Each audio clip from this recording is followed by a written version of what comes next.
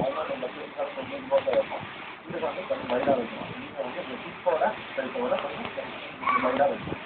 மைடாக வச்சுட்டு bend down போகும்போது cross இதோட ரைட் எல்போ வந்து லெஃப்ட் வீட்டு டச் பண்ணுற மாதிரி டச் பண்ணுற மாதிரி ஃபீல் பண்ணி பெண்ட் பண்ணுங்கள்.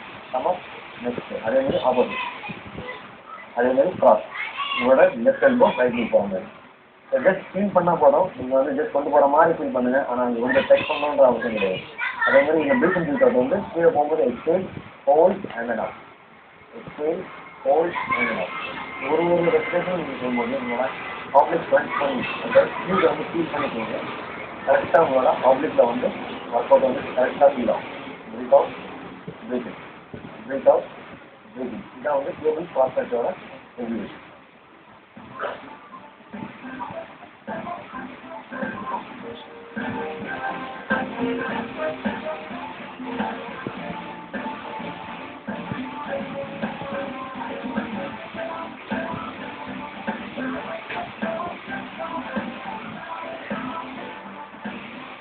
டேபிள் சைட் வச்சுக்கப்போ நம்ம வந்து நெக்ஸ்ட் பார்க்க போகிறது வந்து ஃப்ளோரில் வந்து சைட் ஆப்ளிக் சைட் செய்ய வராது.